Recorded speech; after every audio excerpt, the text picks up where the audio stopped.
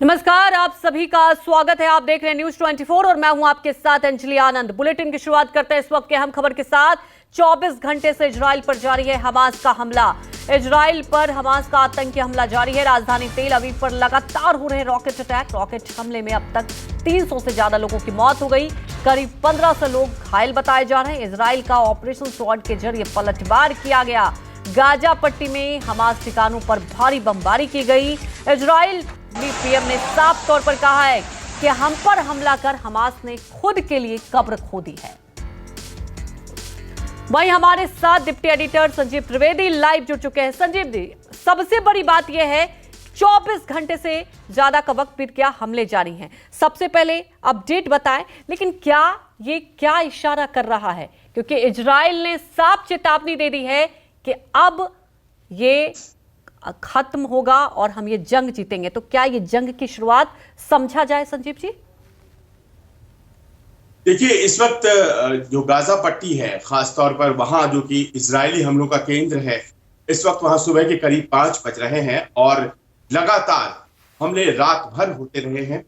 वहां पर जो जानकारी आई है उसके अनुसार इजराइल ने जो बिजली है उसे काट दिया है। साथ ही साथ वहां पर जो रसद और दूसरी सप्लाईज होती हैं जो कि इजराइल से ही जाया करती थी गाजा पट्टी में, उसे भी काट दिया गया है।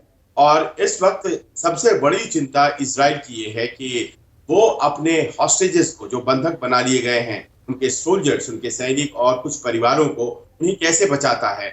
अभी तक जो जानकारी है उसके अनुसार लड़ाई दोनों तरफ से जारी है।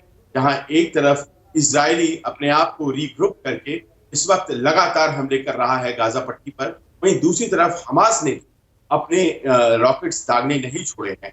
और बताया यही जा रहा है कि जो रॉकेट्स दागे जा रहे हैं वो अब न केवल दक्षिणी इजराइल बल्कि तेल अवीव तक, जो कि राजधानी है, वहां तक पहुंच रहे हैं।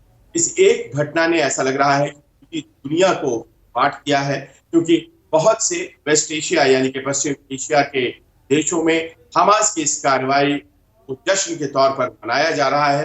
वहीं दूसरी तरफ पश्चिमी देश हैं वो इजराइल के पीछे लामबंद है।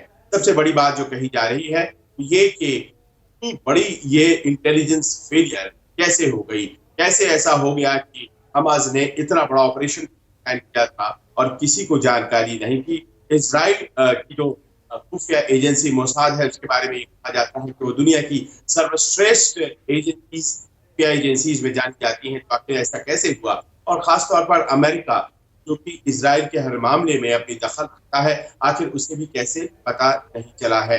इसी बीच खबर यह है कि बेंजामिन नेतन्याहू, जो के प्रधानमंत्री हैं इजराइल के, उन्होंने कहा है कि जहां जहां भी हमास है वहां हम हमले बोलेंगे। इसका अर्थ ये हुआ कि जो सिविलियन इलाके हैं गाजा पट्टी में खासतौर पर, वहां भी जबरदस्त बमबारी हो रही है। और बताया जा रहा है कि कैजुअलिटीज जो है, मरने वालों की संख्या करीब 250 के आसपास पहुंच गई है। ऑफिशियल फिगर्स है, लेकिन पैलेस्टाइन द्वारा जो हमला किया गया, जो हमास के द्वारा हमला किया गया, उसमें भी मरने वालों की संख्या 200 के पार, इजरायलीज के मरने वालों की संख्या 200 के पार चली गई है। जो बाइडेन, जो कि प्रेसिडेंट है अमेरिका के, उन्होंने एक बयान दिया है और उन्होंने कहा है कि जहां जहां भी छुपे होंगे हमास, हम वहां घुस करके उन्हें मारेंगे। और एक फुल फ्लेजेड वॉर की तैयारी हो गई है। संसाधनों का जहां तक सवाल है, वहां पर हमास इजराइल के आगे नहीं ठहरता है। लेकिन अब इस बात की चिंता हो रही है कि क्या दूसरे देश हमास के समर्थन में आएंगे, पैलेस्टाइन के समर्थन में आएंगे, जो कि वेस्ट एशिया के देश है, और क्या ये सचमुच एक तृतीय विश्व युद्ध की तरफ बढ़ जाएगा? जी बिल्कुल संजीव जी, जैसा कि आपने कहा, वाकई इजराइल पर अगर गौर फरमाए, एक लंबे दशक बाद ऐसा हमला किया गया है।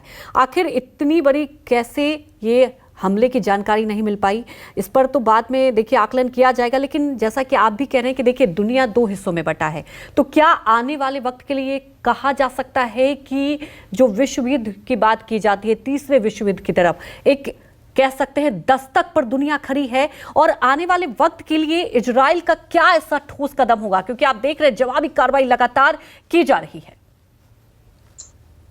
देखिए, 2 हिस्सों में इस पूरे मामले को बांटकर देख सकते हैं। फौरी तौर पर इजराइल को बदला लेना है तो, और अपने हॉस्टेजेस, अपने बंधकों को छुड़ाना है, तो वो मिलिट्री कार्रवाई करेगा और वो बदस्तूर जारी है इस वक्त। खासतौर पर गाजा पट्टी में और पूरे इजराइल में इजरायली बमबारी की आशंका है, गाजा पट्टी को नेस्तनाबूद करने की पूरी तैयारी है और कई ठिकानों पर जो हमले बोले गए हैं वो बड़े भीषण हैं इजराइल की तरफ से। इजरायली सेना है जबकि हमास आतंकवादी संगठन है और आप जानते हैं कि ऐसे में जाहिर है कि इजरायलियों की ही जीत।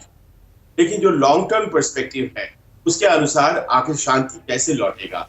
देखिए, गाजा पट्टी वो इलाका है जो साल 2005 में खुद इजराइल ने खाली किया था, स्वेच्छा से खाली किया था और कहा था कि इस इलाके को अब जो पैलेस्टीनियन अथॉरिटी है वो संभाले और पैलेस्टीनियन अथॉरिटी को वो हर संभव मदद करने की कोशिश करता है। पैलेस्टीनियन अथॉरिटी महमूद अब्बास इस वक्त वहां के प्रेसिडेंट हैं, वो चला रहे थे और एक शांति वार्ता चल रही जो कि सऊदी अरेबिया के द्वारा ब्रोकर की जा रही थी और ये शांति वार्ता में अमेरिका भी बहुत इंटरेस्टेड था। लेकिन ऐसा लगता है कि चूंकि जो पैलेस्टीनियन अथॉरिटी, सऊदी अरेबिया और अमेरिका के बीच एक शांति वार्ता चल रही थी, इसमें हमास बहुत इंटरेस्टेड नहीं था क्योंकि उसकी कोई भूमिका नहीं थी। हमास और हिजबुल्ला ये दोनों जो आतंकी संगठन है, आप जानते हैं इरान इन्हें कंट्रोल करता है और इस हमले से ईरान ने एक तरह से साबित किया है पैलेस्टीनियंस के लिए जो असली आवाज है वो महमूद अब्बास नहीं है, वो कोई वहां की सरकार नहीं है बल्कि हमास है।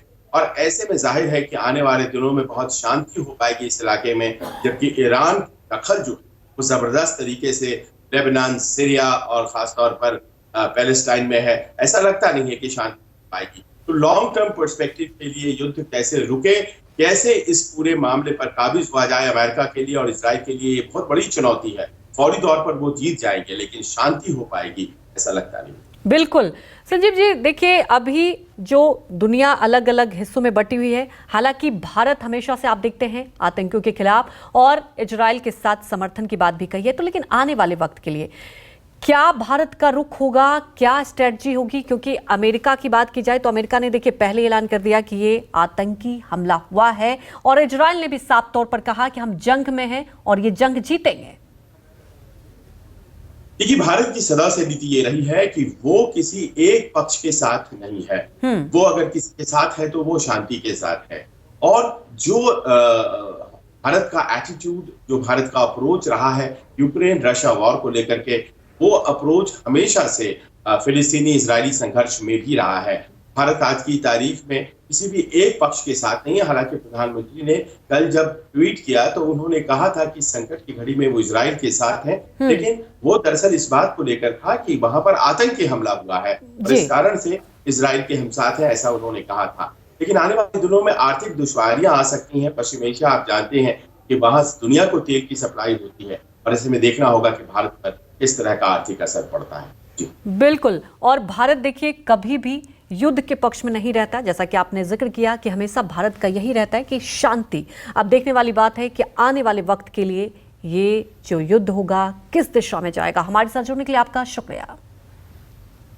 और इसी बीच इस वक्त की अहम खबर आपको बता दें, मिडिल ईस्ट दूसरा वॉर जोन बन गया है, जहां इजराइल और फिलिस्तीन समर्थक हमास के बीच जंग का सायरन बज चुका है। दुनिया के कई देश इस हमले की निंदा कर रहे हैं, लेकिन इसी बीच आपको बता दें कि नेतन्याहू ने ऐलान कर दिया कि अब हमास का खात्मा करके ही रहेंगे और इजराइल की जमीन वापस लेकर रहेंगे। इस पूरे विवाद की जड़ है वो जमीन जिसे लेकर दशकों से दोनों एक दूसरे के प्यासे बैठे हैं।